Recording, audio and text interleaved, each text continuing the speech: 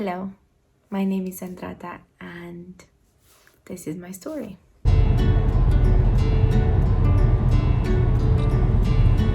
Maris and I have been married for 7 years now. 7 amazing, beautiful years. And these years have had its ups and downs and its challenges. One of the challenges was the struggle with infertility. I have finally decided to speak about it in a way that I have never had before, which is exposing to the world and to the scary, to the unknown, to the people that know me but don't know. My neighbors decided to do works just now, which is incredible. But I will not postpone this for any reason whatsoever. If I do this, I might not be able to continue and do this again, because there is always something. There is always someone doing some work. There is always something that the decor doesn't look right and my house is not pretty enough for the internet. There is always something.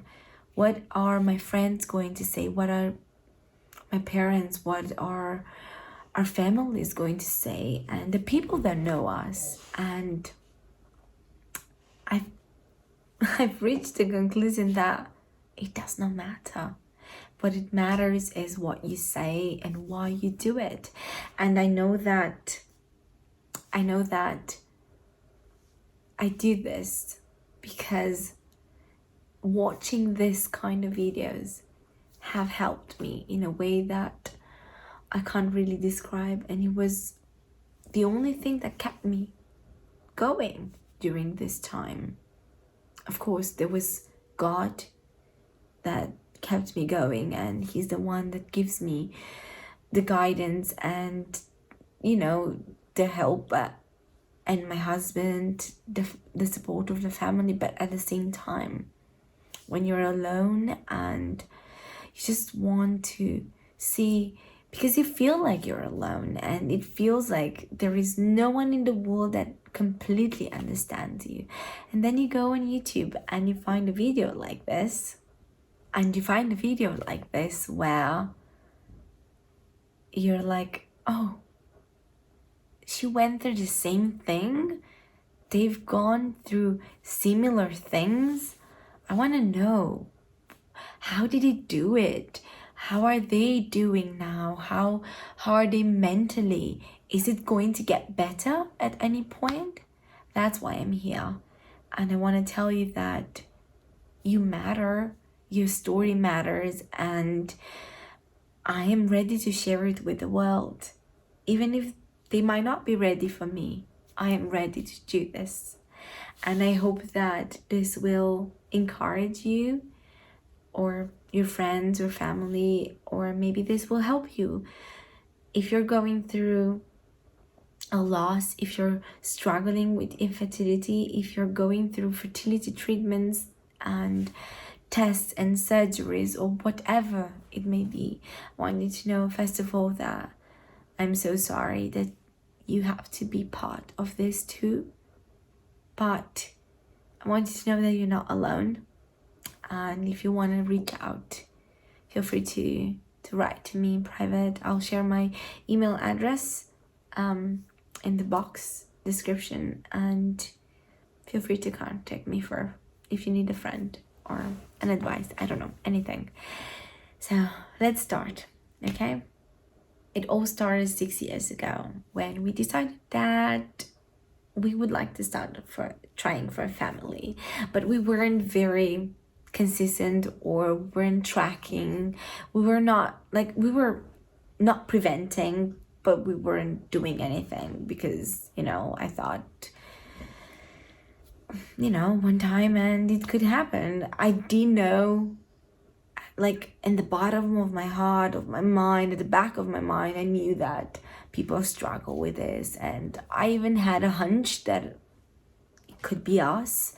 But at the same time, I grew up with the idea, be careful, you could get pregnant, like you knew these things and you never expected it to be you, the person that struggles with something that it's normal, and we were built to do this, right? And yeah, it was it was definitely not what we thought. About almost a year after we started trying for a family, I was like, we're young, something is wrong, we should go for a doctor. And the doctor said, you're suffering from PCOS, that's quite normal, and many women can get pregnant. It just takes a bit longer sometimes because you don't ovulate regularly. I was like, okay, that's okay. Went back and we were trying, but I started tracking my ovulation with test strips and a lot of things. We were actively trying this time. I was having apps and old school writing it down. I love writing things down. If I look down, I do have some notes. It's just a timeline, so I don't get confused because we're talking many years and many doctors, so I apologize for that. And also I apologize if the lighting is changing. I'm using natural lighting and it changes, but it's all right. And we started doing this for a while. It got old very quickly because month after month after month, disappointment after disappointment after disappointment led to more disappointments. And we ended up seeing a couple of dozen doctors in a fairly 4 years, I think. In a span of 4 years, we've seen a couple of dozen doctors, and I was put on a lot of medication, duphaston, Femara, Clomid, stimulations, and you name it. You think of it, we've done it, and it did not work, of course. We ended up with a doctor in Austria. It was recommended to us as being very good, and we came to Austria. And this doctor was, I like to check everything, to take it step by step, and to exclude certain things. He said my thyroid levels didn't look right and we should check them again regularly, but I should start thourgh, and he put me on thourgh 50, and I was like, okay, I'm doing this. And I didn't know a lot about this, but my research started, and I learned quickly everything about thyroid, everything about fertility, infertility, treatment, and problems, PCOS, absolutely everything you could think of. I started researching and reading on. It was very good because knowledge is power, and just by knowing things, you get to the bottom of issues sometimes, all the time. And we've seen this doctor in November 2019. We all know what 2019 meant, and we were like, he said to try Clomid and Femara again for a few months. In the meantime, we were doing a lot of blood work and things, and he said if it doesn't work, by the time we're finished with all the tests, then we can consider other options. And we're like, okay, we're going to try this again. But I was so happy that we were doing tests and to learn and find out what the real problem was. And we all know what 2020 brought upon Europe, and that was COVID. Because of that, our next appointment had to be postponed. and we decided to pause a bit the treatment and everything. So I stopped every medication, including the thyroid medication. And yeah, but we didn't stop trying. We just stopped fertility treatments and help. Of course, nothing happened. Around August 2021, we decided to move to Austria. And in my mind was like, doctor.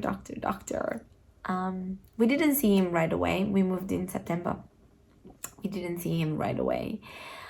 But we moved in 2020.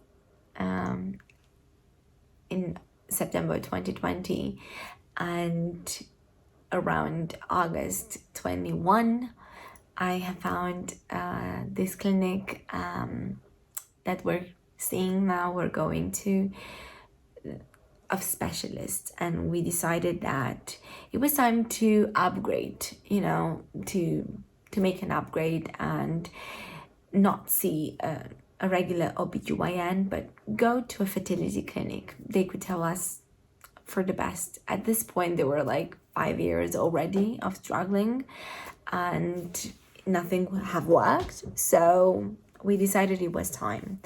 I called the clinic and they said they have an opening for September on the 10th if you want to take that one, or if not, we could wait until January when the next opening was available. Of course, I said, no, we're going to take the September one. We've waited long enough. They sent a list of things that we needed to have with ourselves for the first appointment, the initial appointment, and blood work that needed to be done, a lot of things. And we've met with this doctor. It was an online consultation because they were just reviewing documents and tests. And she has mentioned my thyroid again. And I was put on thourgh 25 this time, but I was medicated again. But no one used the word hypothyroidism. I had to find it by myself, which is a bit frustrating. No one diagnosed me with hypothyroidism at this point. And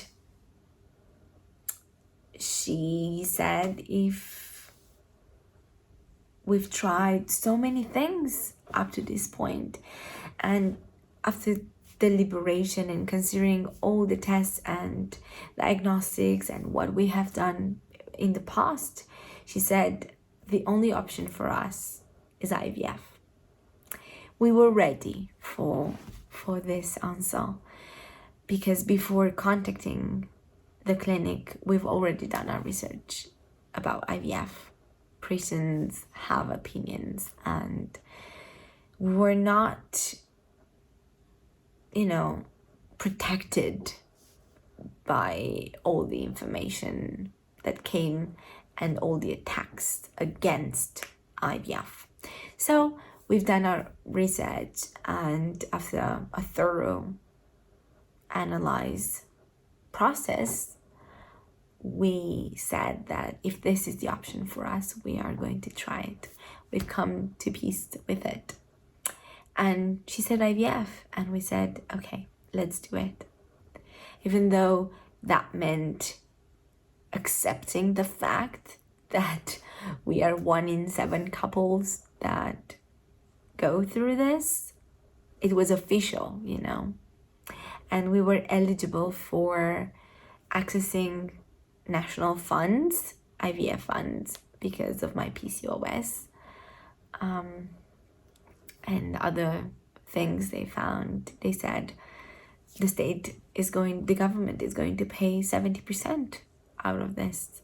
And that's the only way we could have done it anyways, because in our country, they don't do that. I've heard that they do things now. I'm not going to quote anything, and don't quote me on this, but it's very expensive. And here they decided to help us with absolutely everything, and the tests are free, and you don't have to pay for almost anything. I mean, we did pay for the 30%, but for other things that involve this, we have not paid, which is great.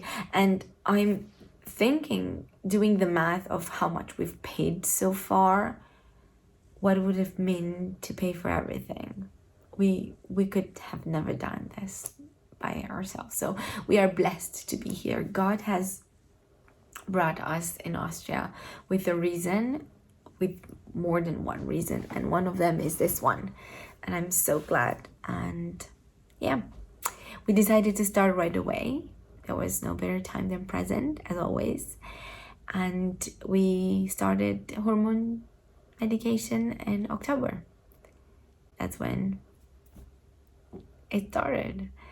And in November I did my stimulation, and the egg retrieval was on mid-November. We were planning for a fresh transfer after the egg retrieval in mid-November, but because of the PCOS and the number of follicles they have retrieved,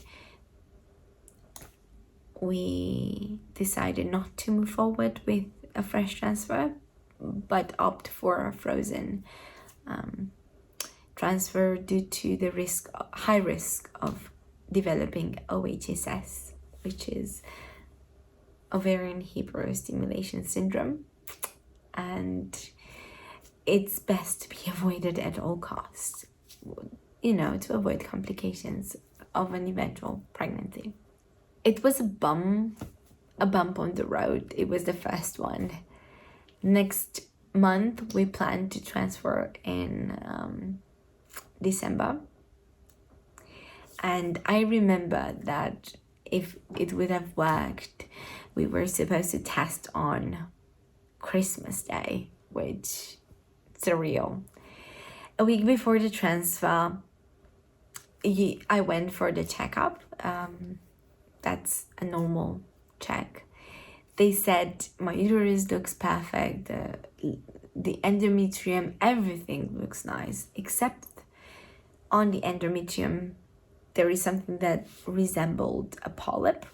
At this point, my doctor was not available, and I was seen by one of the superior doctors, and he's the one that said we should have it biopsied, which means I needed to have a surgery to remove it, because if it grew with the pregnancy, it was attached to the endometrium, it could have attacked and not allowed the embryo to develop correctly. And of course I said, okay, we're going to do it. Another stop, another bump in the road. It was excruciating, like the pain of pausing this, but when we looked at the possibilities, of course we went through this, and we had a hysteroscopy done. So they performed a hysteroscopy where the polyp was removed. It was taken for biopsy. They took samples, several biopsies from the uterus in 3 points. They were on the sides and right at the center, and also they did scratching of the uterus, and they also took biopsy from the endometrium in itself, just to make sure. While they were in there, they already performed a DNC and they went with the camera. So because they were already there and I was under anesthesia, they could do all these things just to be sure, which was great that we performed this test. The test came back, everything was normal. The polyp was just a polyp caused by the estrogen surge in my body due to the stimulation and all that. The biopsies were all right, except for the endometrium that presented a few cells of infection, and I was diagnosed with endometritis, which is different than from endometriosis. You can research on that. If you're interested on more about this, I can make separate videos about it, but for the sake of keeping this as short as possible, I'm going to resume of just using the words and explaining the things that I think are important to be explained. So let's resume the story. So they said I've got endometritis and I need to take antibiotics for 10 days. I did that and we proceeded with the transfer, which was done on 31st of January. We could say it was a February transfer.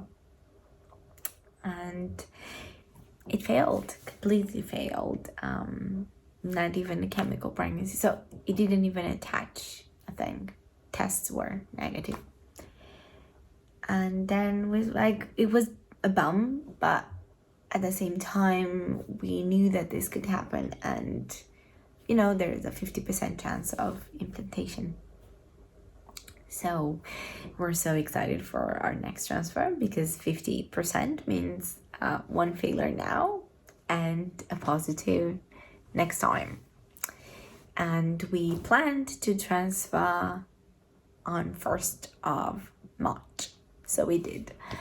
We transferred then. We tested on March 8th, which is Mother's Day in Romania, and it came back positive. I was the most happy person in the world. It was magical. We went to all the tests came back, including the clear blues that show you the weeks. And at first it said 1 to 2 weeks, then it said 3 to 4 weeks, 2 to 4 weeks, 3 to 4 weeks. It was absolutely amazing. And we went to a first ultrasound at 4 weeks and 5 days exactly. And I was measuring 5 days ahead already. It was quite big and looked really, really nice.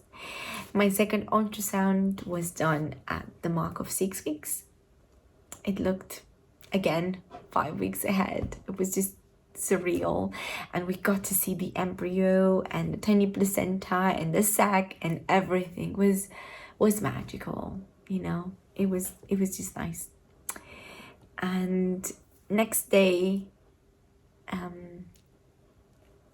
when I wiped, there was a bit of blood, and I got scared and I went into panicking mode, and I called the clinic. I said, I have a little bit of blood, and and they assured me that this bleeding is not normal, but they assured me that it is normal. It happens for many people and many women, and I shouldn't worry about it and not think about it too much. Just keep an eye and be aware if it happens again, or if I bleed more, because it was just a tiny bit when I wiped, and it was very light colored. And next day everything was right, not even a drop, nothing. And I went to sleep. I think by 9 I was already in bed sleeping. And I remember waking up and I looked at the clock and it was 11 at night, and in evening, night, however you want to call it. And I felt like I needed to go to the restroom. I needed to go pee, but I felt wet. And I looked and there was blood. Not a tiny, like a huge amount of blood, but there was blood on the sheet. And I was like, oh no. And I started to panic, but calm at the same time. I'm very calm in critic situations, and I do well in these situations. But inside, I was panicking and I was scared. I knew what that could mean. I knew there are also hematomas, subchorionic hematomas that can occur, especially with IVF. But in my mind, it was the worst case scenario. I went to the restroom and there was a lot more blood, and I was lightheaded. Probably it wasn't because of the blood, but looking back, it was because of the amount of blood that was already preparing to come out. But I was lightheaded, and I remember calling my my husband was like, Marius, please come. And he came. I was like, there is blood. We need to go to the doctors. And I was panicking inside. And we went to the emergency room that night. And we were there by midnight. By the time we went there, the amount of blood was just insane. And they asked me to give them a urine sample for the test infections and all that. And I went to take the sample, and there was something round, which was the sac. I assumed it was the sac, and in that moment my heart dropped, and I knew that our beautiful dream ended.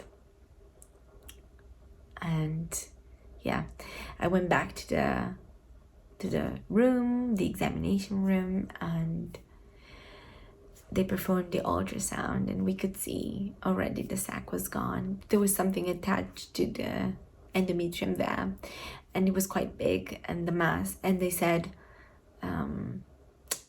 I could go home and wait for it to happen naturally, but it can take weeks, and I can develop infections and all sort of things, which would not be pretty, and it's not going to change the outcome. And I decided to stay in the hospital for the night and the next day, where they helped me eliminate this, and they gave me, in the morning, they gave me potassium and other medication to stimulate my cervix to dilate and to start the contractions.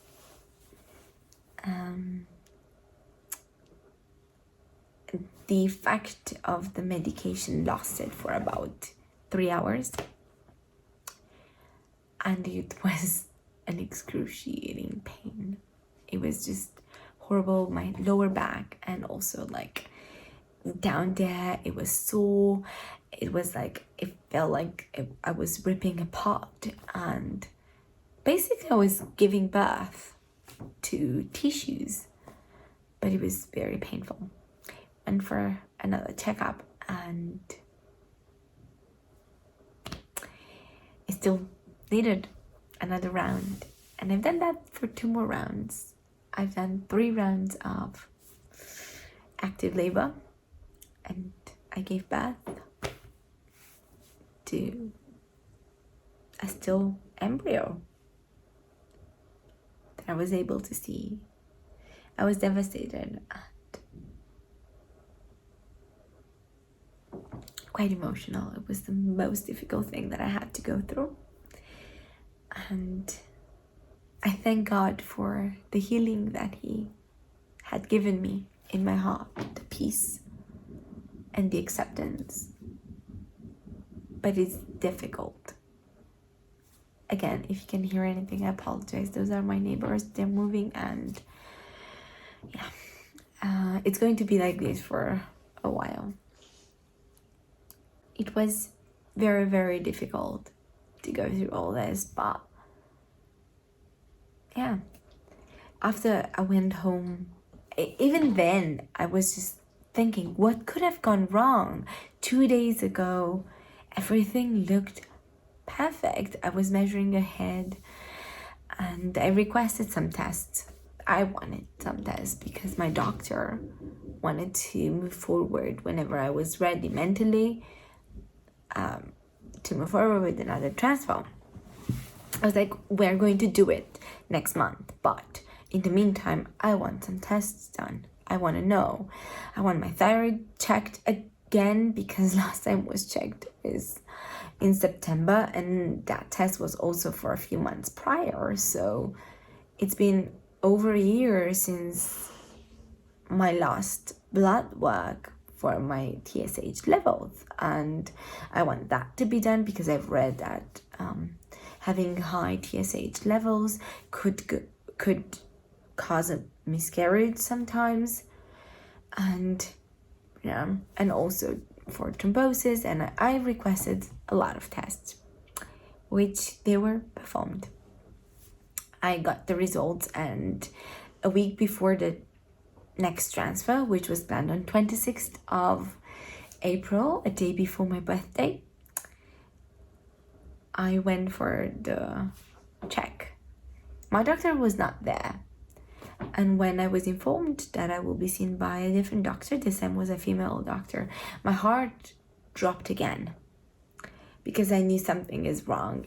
It was like a deja vu feeling.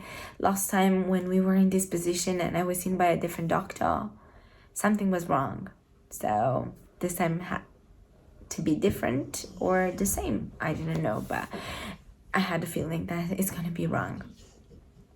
And she saw me, and the uterus looked perfect. Everything inside looked amazing. And she said, I looked through the blood work that you've sent, and this is bad, very bad. Because your thyroid is just not producing the hormone. Your TSH levels are 5.9, which is very high. And if you're suffering from hypothyroidism, you want it to be below 2.6. It's still high but in pregnancy, but it's acceptable. That's the maximum acceptable. And I asked her, could this have caused a miscarriage? And she said yes, but we're not sure. We cannot be sure because we've never tested the actual embryo to see, what the reason was, the cause. At the same time, a million other reasons could be. So she said, because up to this point we had five failed implantation failure rate. She said we qualify for a free genetic testing of our DNAs, mine and my husband's, and autoimmune diseases check, such as lupus and other things, MS. And they said we want to check all these just to make sure if there is something abnormal with my DNA and it is present with my husband, or if he has any abnormalities and I present the exact same abnormality, that's really bad. And that's when we should test our embryos for these abnormalities. And if they are present with the embryos, then it means that we won't be successful. And we said, okay, let's do it, which meant another cycle canceled. But we're like, let's do it. Let's get to the bottom of this and be sure what the reasons are. The downside with this is they make you wait for about 8 weeks. And she said it takes 8 weeks to get the approximate 8 weeks to get the results back. If there are abnormalities or anything is wrong, they're going to have to test the embryos, which will take the exact same amount of time. And if the embryos, all of them, present the same thing, then you have to start all over again the process, which means stimulation, egg retrieval, and then testing the embryos in the hope that some of them won't have the trace. And if they have it, then you have to do it all over again. So you're kind of like looking at unknown date for next possible transfer. And best case scenario, you're looking at about 8 weeks with waiting and another month, about 12 weeks. That would be, like a whole trimester of waiting for getting another date. Yesterday, it was 16th of June. We were doing this test on April 26th. We kept the appointment for the transfer, and that's when we did the test, which was sad to walk into the office for test instead of a transfer. But that's when we did the test, and yesterday we got the results, and they're perfect. There are absolutely no abnormalities, no diseases, no nothing. However, we did learn that my thyroid I was finally diagnosed with hypothyroidism, but they found also the Hashimoto syndrome. You can do the research like I mentioned before. And sadly, that means that my doctor had overseen this thing because he had never checked my thyroid, and that's the reason why I had the miscarriage. It could be chromosomal abnormalities of the embryo in itself, but that's something that we found, and it was a problem, and it is a problem. I requested to change the doctors. I still am not sure which of the two doctors will be my doctor, so I requested either the first one that found the polyp, either the second one that she had sent me for all these lab tests. But I didn't want the other one. He's a very good doctor, but he didn't take us seriously, I think. He was just like all the others. Oh, I'm sorry. He was just like all the others out there young. Yes, we're young, but I turned 29 this year, and next year I'll be 30. And the time is just flying by, and yeah, it's not like we have a lot of time, to do this. And hopefully, I mean, we would be very happy to have a baby, just one, but ideally I would like to have more. I'm not gonna say how many, but that's why I believe that my time is narrowing, because I would like to have more children, not just one, and that means more years. So what we know is that we have the issue and we have it under control. They've doubled my thourgh doses, and I went for another blood work today to see where my TSH levels are. If everything is all right and it's under control, we are good to go for next month in July. And I'm supposed to start my period on the 2nd of July, which means on the 4th of July, I'll be able to start my medication again to prep for a transfer. And they usually do transfers, at least for me. One time they've done it on the 16th day, and one time it was on the 18th day. So we're looking anywhere between 20th and 22nd for a transfer date. I haven't received my plan, but if my period comes right when it's supposed to, that's what we're looking at. I think one of the positives is that you get to know these things and you become an expert on IVF and plans and the therapy plan and the timelines and timeframes. You become an expert if we can get anything positive out of this. And so far, this is our journey. And like I said, I've decided to share this with the world. You will be updated in real time. Probably a few weeks later, you'll know the things that are happening, but I'll take you along with me. I know that it's important to have a friend, and I want to be your friend, the one that goes to the same things with you. But I honestly hope that you never have to go through. But if you do, I'm here. I just hope that you're curious to know more about my journey, and it's that this is not your story too. If it is your story, I'm sorry, but share.